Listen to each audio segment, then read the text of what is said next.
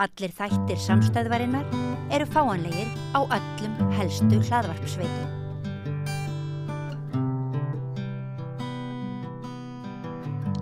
Já, við ætlum næst að ræða trúmál, við ætlum að ræða mannúð eða skort á henni.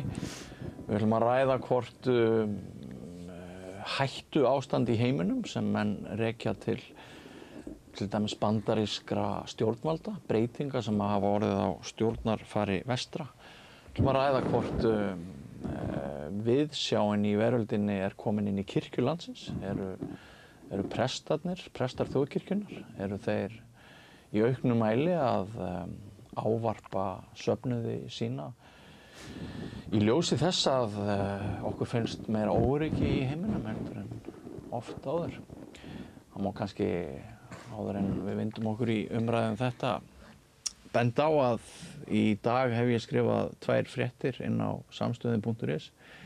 Önnur fjallaði rasisma og hinn fjallaði þessa snillinga í Bandaríkjunum sem plotta sprengjuárásir á Líbíu á Signal og adda bara einhverju fólki inn á það þegar þeir eru að plotta sprengjuárásir bandaríska hersins þar sem börn falla í valinn og hingað er komin sóknarprestur í Grafarvogskirkju, Arna Ýr Sigurðardóttir, vertu velkomin. Takk fyrir. Ástæða þess að mér langaði til þess að fá þig hér að Rauðaborðinu er svo að ég rak augun í predikun frá þér helgina. Það var svolítið grípandi byrjun á henni.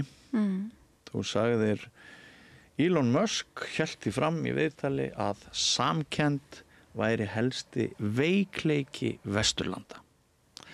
Svona á maður að hefja predikun, sko. Já, takk fyrir það er gott að heyra. Það er alltaf þetta verkefni að finna eitthvað til að vekja áhuga fólks og fá fólk til þess að hlusta. Já, þér tókst að vekja minn áhuga og takk fyrir að koma hérna að Rauðaborðinu. Já, takk fyrir að bjóða mér. Og sko, það sem þú segir svo eftir, það hverfist það kannski að sumt af því sem við höfum talið að væri til góðs, að það sé búið að snúa því svolítið á haus. Eins og samanber þetta þegar ráðamenn eru farin að tala um samkennd sem veikleika. Já, það er algjörlega verið að snúa hlutunum á haus þar og ég náttúrulega leiðrétti Elon Musk í þessari predikun þar sem að það er alveg morgunljóst að í raun að samkenndin sem að er undirstaða siðmenningarinnar og ef ekki hefði verið fyrir samkennd þá hefði ekki þróast mannlegt samfélag hefði ekki þróast eins og það gerðist nema vegna þess að við fórum að sýna hvert öðru samkennd. Við fórum að hlúa að þeim sem voru veik á meðal okkar fólk sem var á þessum þessum flækingi á milli veiðilendna og yfir hlýjara loftslag þá fór að taka með sér hina öldruðu og hina veiku í staðinn fyrir að skilja það eftir og það er bara grundvallaratriði í mannlegu samfélagi að við þrífumst best þegar við vinnum saman og þegar við stöndum saman, þegar við hjálpumst að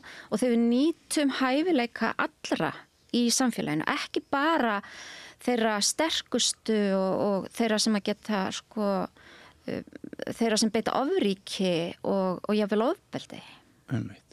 Má ekki alveg segja að samkenndin sé eitt af því sem skilgreinir okkur sem mennsk? Ég myndi algjörlega halda því fram. Klárlega. Ég er ekki viss að samkenndin sé það eina sem greinir okkur að eða gerir okkur mennsk, en hún er klárlega eitt af því. Það hefur líka komið fram að til dæmis ákveðna dýrategundir hafa þróast einmitt vegna þess að þær hafa samkennd, til dæmis hundar, sem að eru náttúrulega besti vinur mannsins vegna þess að þeir hafa einhverja svona tilfinningalega tengingu við manneskjuna. Þannig að þetta er einskorast ekki kannski bara um manneskjur en er svo sannarlega held ég eitt af grundvallar atriðum í mannlegu eðli. Já, ástæða þess að ég nefndi nú hérna í inngangnum þessar 2 fréttir sem ég skrifaði í dag, annars vegar rasisma og hins vegar þessa ömurð og þetta þennan skort á virðingu og fagmennsku getur maður sagt hvað hitt var þar að þetta náttúrulega til marks að það ekki samkennd, það ekki nægileg samkennd. Við erum, rasismi náttúrulega í einhvers konar hólfaskipting, það ertu með selektífa samkennd og nú erum við svolítið að óttast að heimurinn hann sé í einhverjum skilningi að fara til helvítis. Ef ekki huglægt, þá í bókstaflegum skilningi. Og hvernig eru þið prestar landsins eða eru þið eitthvað að fjalla þetta? Eru þið eitthvað að taka á þessari tilfinningu sem við mörg höfum að nú séu erfiðari tímar en mjög langt skeið? Sko heimurinn hefur alltaf verið að fara til helvítis. Já. Það kannski svona eitthvað sem við þurfum bara að ganga út frá sem núlpunkti. Og það eru alltaf blikur á lofti og það eru alltaf viðsjárverðir tímar. En við aftur á móti hér á Vesturlöndum höfum náttúrulega lifað í friði í töluvert langan tíma núna og búið við mikla velmegun og kannski eru einhverja blikur á lofti með það. Það náttúrulega hlutverk, ég lít á það sem mitt hlutverk sem prestur að ávarpa veruleika fólksins sem að kemur í mína kirkju og ávarpa veruleika mín safnaðar. Og einhvern veginn það svo ótrúlegt til dæmis bara við biblíuna að sko allir textar sem þú lest, þeir einhvern veginn kristallast alltaf í umhverfinu og ég man til dæmis bara þegar ég var prestur á árunum eftir hrunið, að það fannst mér allir biblíutextar fjalla hrunið, fjalla græðgi, fjalla hvað gerist þegar að við ofmetnumst, þegar við teljum okkur, við erum alltaf hreinu og fyllumst bara af drambi og allt í einu fór það bara allir biblíutextar að fjalla það. Núna finnst mér allir biblíutextar fjalla svona veröldina og ástandi í heiminum og það sem að gerast í kringum okkur.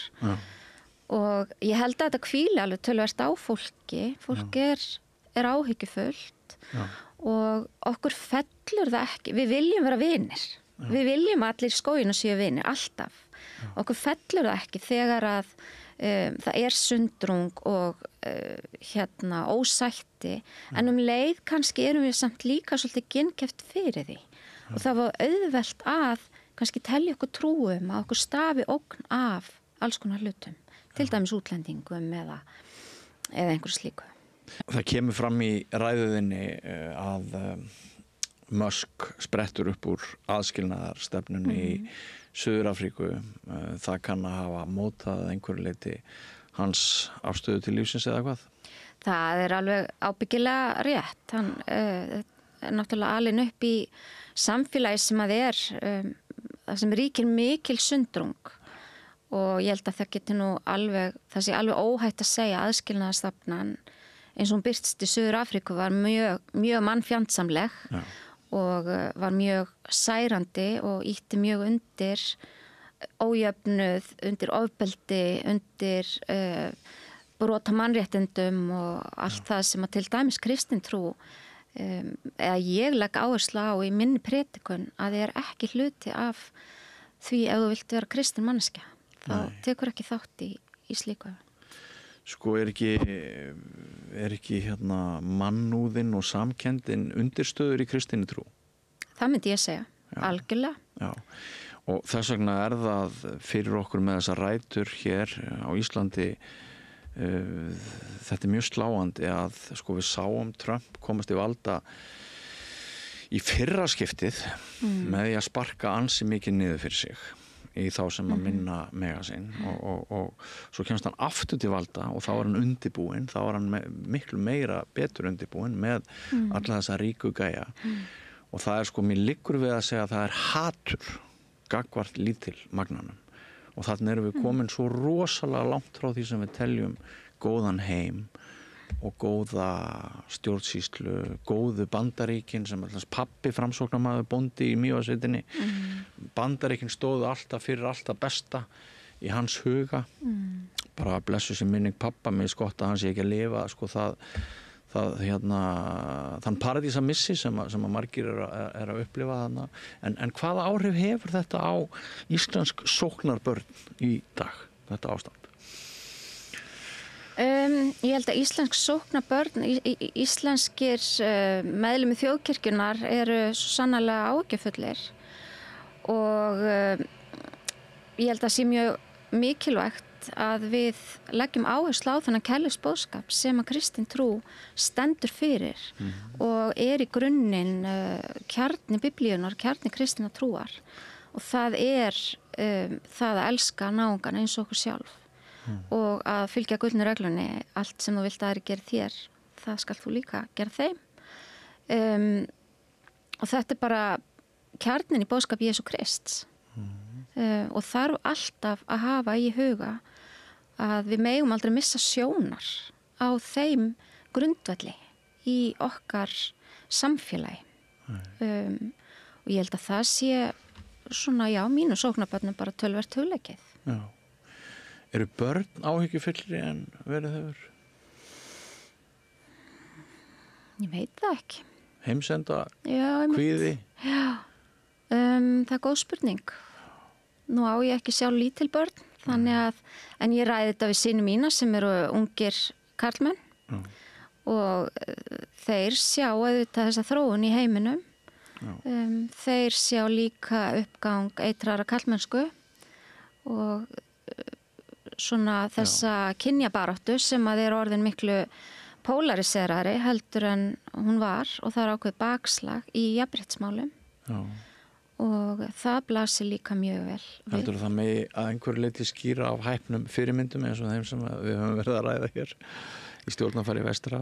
Já, sko hvort kemur á undan ekki eða hænan, það er auðvitað alltaf kannski erfitt að greina það en það er einhver svona hreyfing í gangi eða einhver bylgja sem að ég veit ekki hvað veldur beint. Í mínum huga er það nú samt þannig sko að þegar ójöfnuð vex í samfélögum þá vex líka hattur, þá vex sundrung og það kemur að því í samfélögum þegar ójöfnuðurinn er orðin yfirgengilegur að þá gerst eitthvað og það er svona mín tilfinning núna að það sé hluti af því sem er að gerast. Og hafi verið að gerast síðustu kannski frá því svona aldamótin. Já.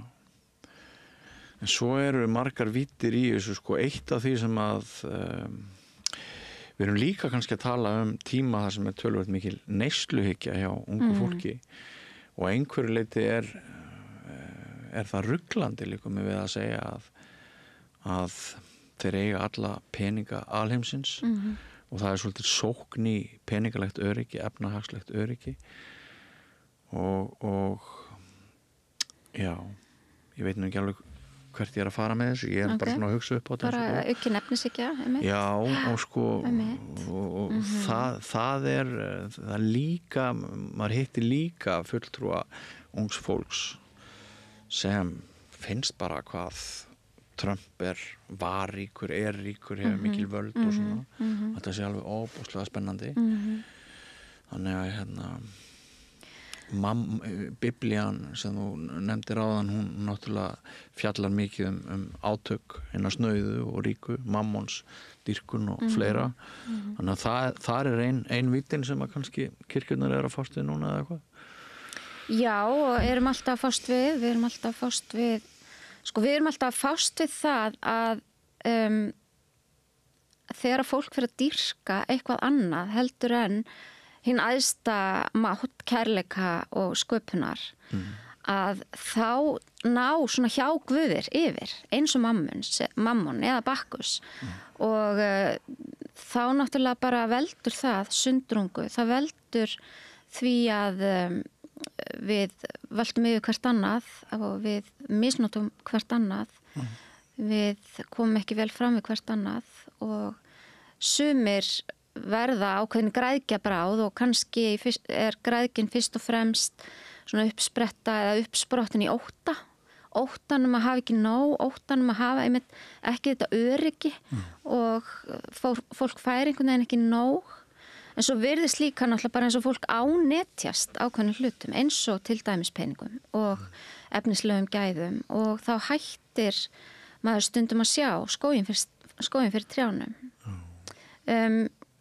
Kannski getur maður ímynda sér að eins og ungt fólk í dag það hefur svo góðan aðgang að þessum lífstíl sem að ríka fólki lifir og það einhvern veginn svo kannski rík áhersla á að leika hann eftir og þegar við sjáum að einhver nýtur einhverja gæða þá viljum við að sjálfsögðu fá að njóta þeirra líka og það er bara líka hluti á okkar réttlætiskennd sem manneskjur að ef einhver nýtur gæða þá vil ég líka njóta þeirra. Þannig að kannski má segja að efnishyggjan sé það er svona þessi aðgangur okkar að upplýsingum, aðgangur okkur að lífi annars fólks kannski til að einhver leiti undir það vegna þess að auðvitað líka samfélagsmiðlar og annað. Já, af því það er náttúrulega líka fólki sem er að koma sínu lífstíl á framfæri til þess að selja okkur hinnum allt sem að það vil selja.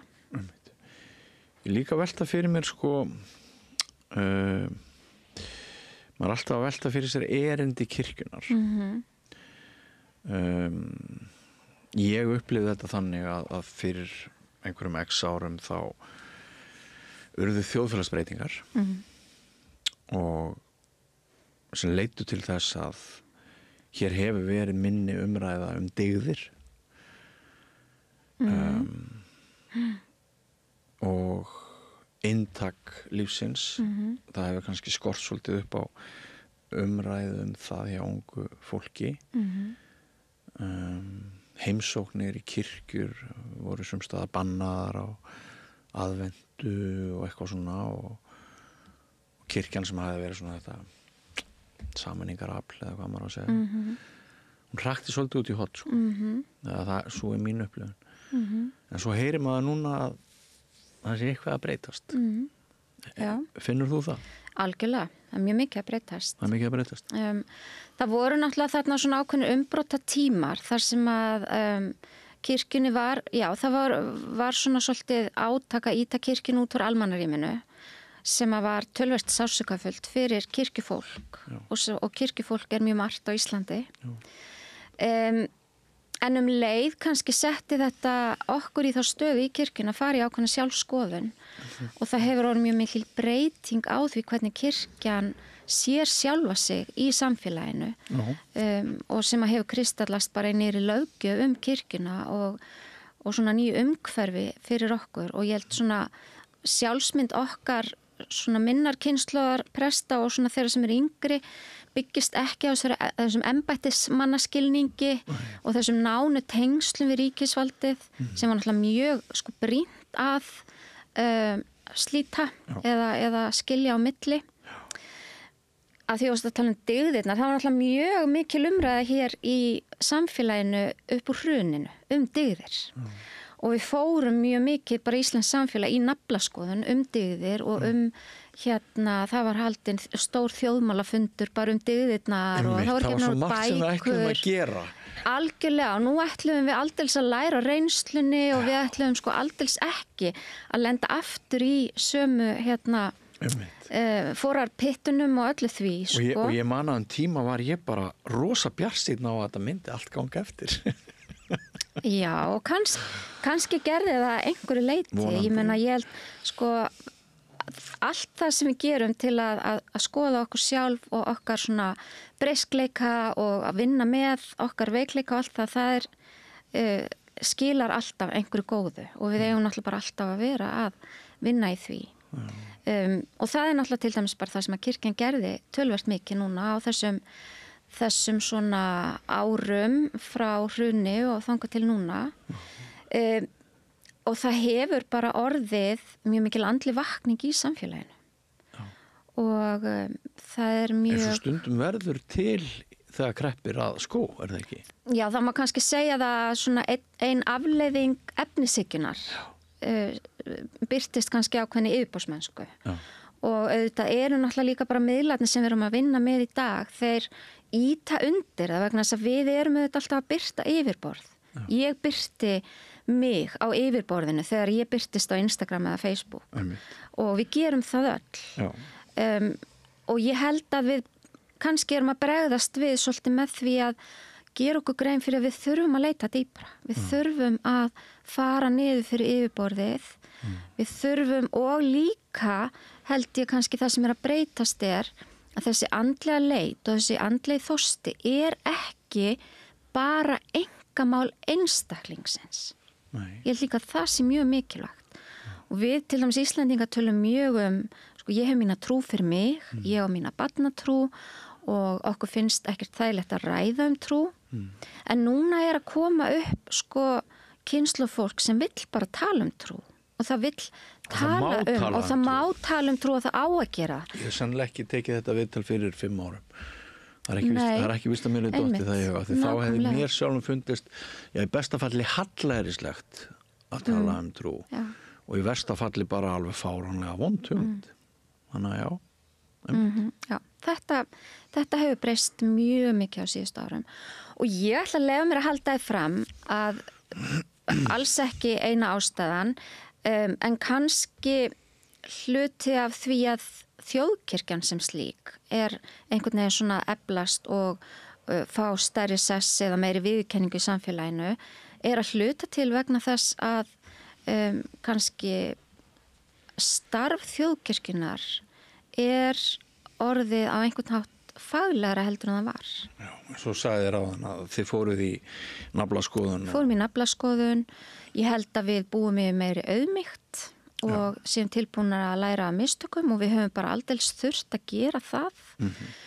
Ég held líka það sé alveg komin tími til að vestræn kirkja, mótmælendakirkja, mótmælendatrú horfist í augu við það að við kostum svolítið barnin út með baðvatninu þegar að við lögum áherslu á rökhyggju og skynsemi að þá týndust ákveðnir hlutir sem að mjög mikilvægir hlutir á trúarupplifun fólks, ákveðin mystík. Já, við teldum rökhyggjuna fram gegn trúnni kannski á einhverjum tímapunkti. Nei, í rauninni það sem ég að segja að trúin var gegn sýrð af rökhyggju í mótmælendatrúnni. Já, út að tala það, já. Og þá var til dæmis farið að líta á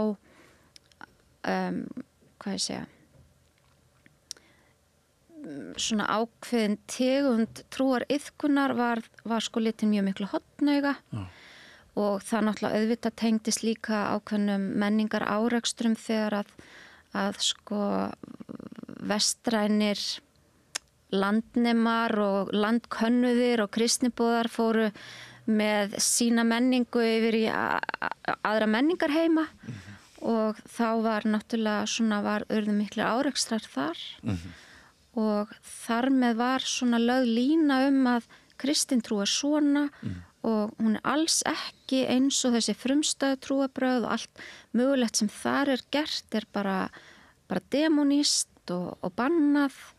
Ég man bara þegar ég var unglingur sjálf það þótti bara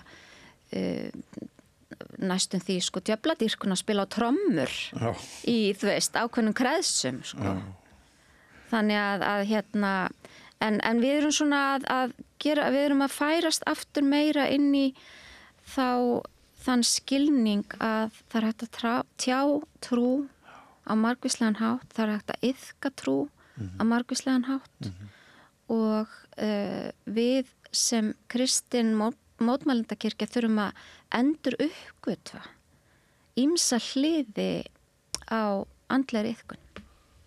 Til dæmis erum við að gera það með öllum þessum vinsælu jóga bænastundum í kirkjum. Þetta bara ein leið sem að... kirkjurnar fullar að jóga bænastundum núna? Nú skaltu ekki fara að setja það í einhverja fyrirsagnir, það ekki, en við erum alveg farin að horfast í augu það að okkar andlega iðkun hefur alveg gott af því að læra líka af öðrum trúarbrögðum. Það bara ekkert að því. En í einhvernum kirkjum jógadínur og fólk kemur bara á daginn? Já, víða. Víða? Ég bara mista þessu. En svo náttúrulega að þegar við byrjum á því að ræða þá félaga Doll og Dodda, Musk og Trump og svona og ég var að ræðum ræðuna þína þá sko maður hefur líka fundið það svolítið að ef ekki bara berjast við þessa gæja, ef ekki stofna her. Já, akkurat. Síðast í Silfrinu í gærkvöld á RÚV þá var talað um einhverja löggu sko og við höfum svona sem var að tala hvort við getum ekki bara hóað í almenning og hérna náði eitthvað til herlið sko. Dregið fram haglabissurnar í fjárhúsunum og eitthvað. Já, en sko það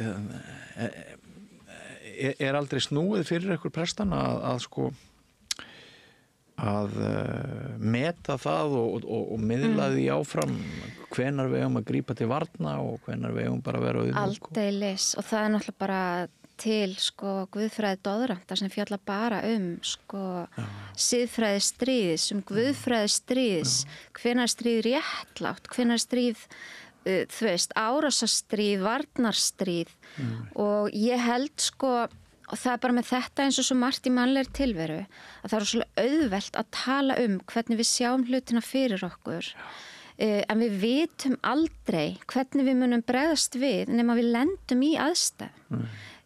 Úkraínumenn áttu þeir bara til dæmis að segja við Putin gjörðu svo vel, hérna Krímskagi til þess að bjarga mannslífum.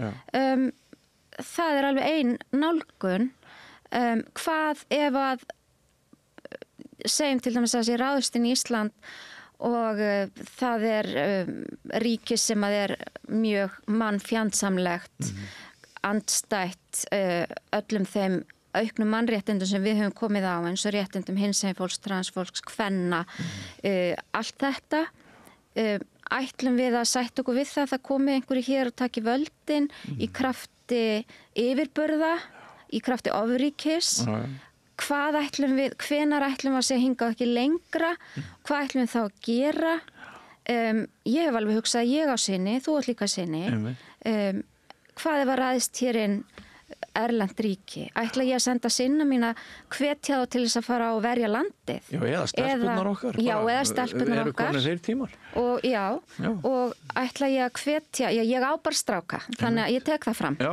akkurat. Þú veist, ætla ég að hvetja til að flýja land og vera flóttamenn. Já.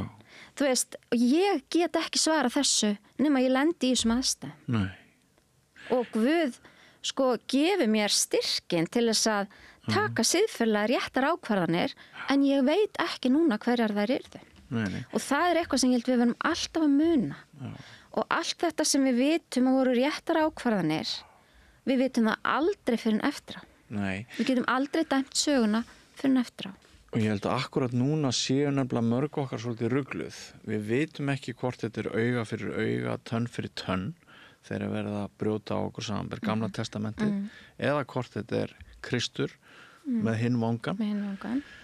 Við vitum ekki alveg hvort viðmiðið við eigum að nota sko. En nú ætla ég, af því að ég er svolítið biblíunörd, sko auga fyrir auga, tönn fyrir tönn, hugtakið eða konseptið er nefnilega oft miskilið vegna þess að það í rauninni var sett sem takmörkun á hefndarskyldu.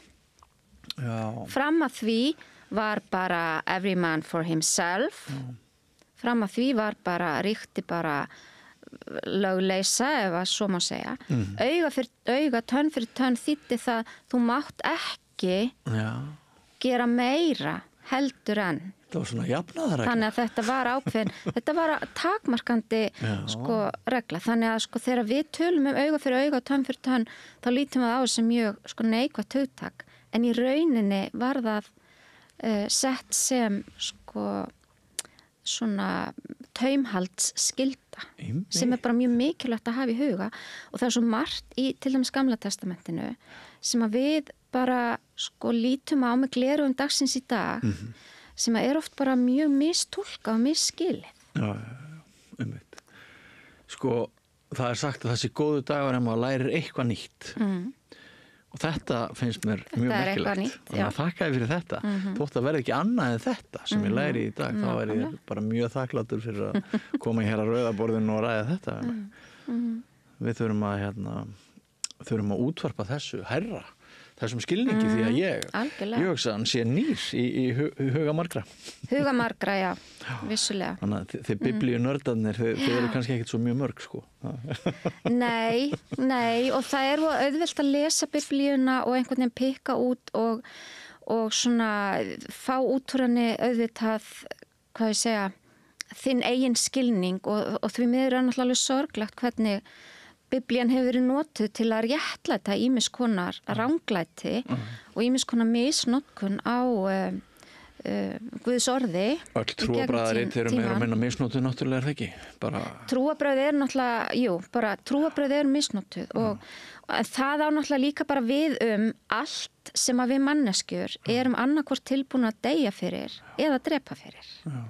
Það eru ákveðni hlutir í mannlegu eðli sem að eru bara það mikilvægir fyrir okkur að við erum tilbúin annarkvort að deyja fyrir það, að drepa fyrir það og trúin er eitt af því og ástin er eitt af því. Landið okkar á einhverjum tímapunkti gæti verið eitt af því. Fjölskyldan okkar, fólkið okkar, þið vitið.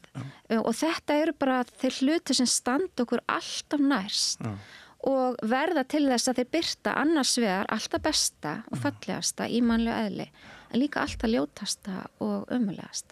Já, og þótt allt eigi sér sína agnúa þá er hlið fegurðarinnar oft líka.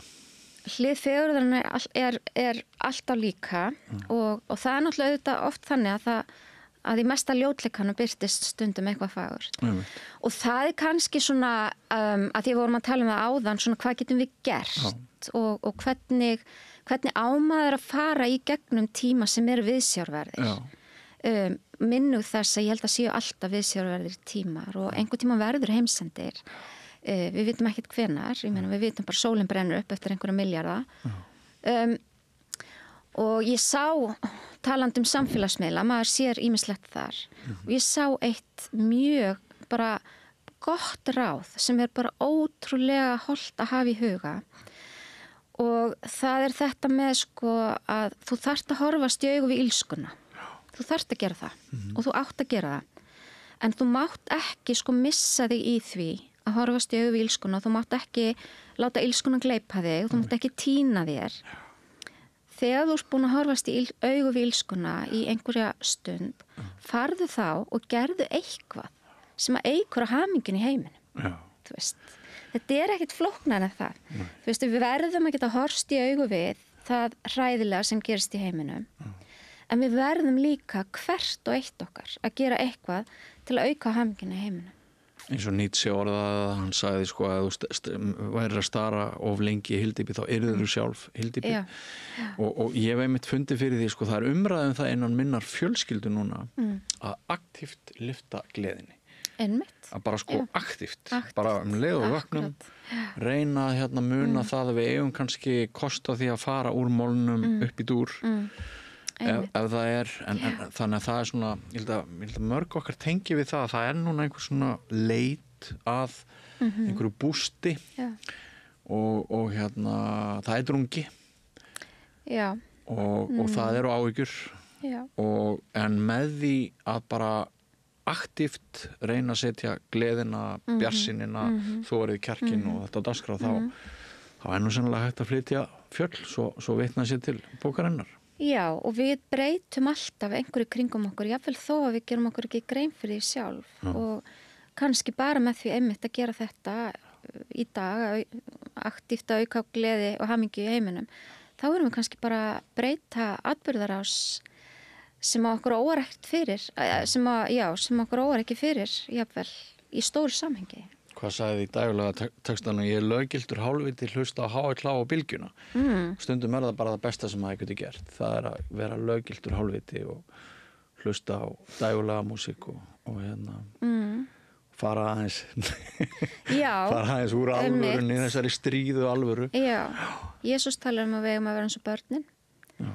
Börn hlæja margfalt meira heldur en fullorðnir, til dæmis. Já, og þau eru alltaf að skapa. Alltaf að skapa, já. Það skemmtilegasta sem ég geri þar að fylgjast með börnum í sundlaugarklefanum í Vesturbæjarnum. Þetta er algjört bíó, þetta er stórkostlegt.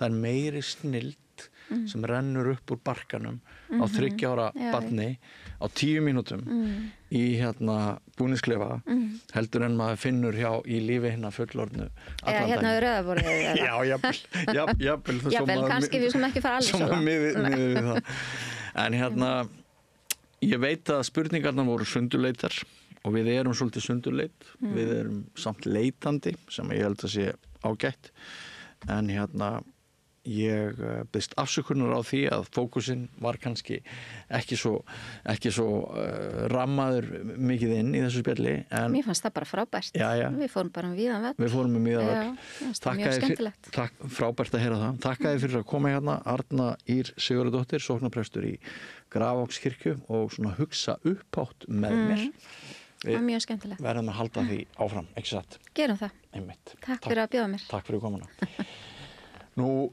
við ykkur áhorfendur, góðir og hlustendur vil ég bara segja takk fyrir samveruna í kvöld. Við förum aftur í loftið klukkan 8 annað kvöld en rauða borðinu á samstöðinni lokið, fjölbreyttur pakki að baki. Og við minnum á það að við erum ekki bara sjónvarpsstöð, ég veit ekki hvort þið eruð að horfa á okkur núna í gegnum sjónvarpsstöð Símans eða Facebook eða eitthvað svoleiðis í beinu streymi. Við erum líka útvarpsstöð og við erum á ýmsum öppum. Við erum að vaxa hægt og rólega og þökk sé ykkar framlagi þá erum við að verða svona afl sem skiptir meira máli í samfélaginu.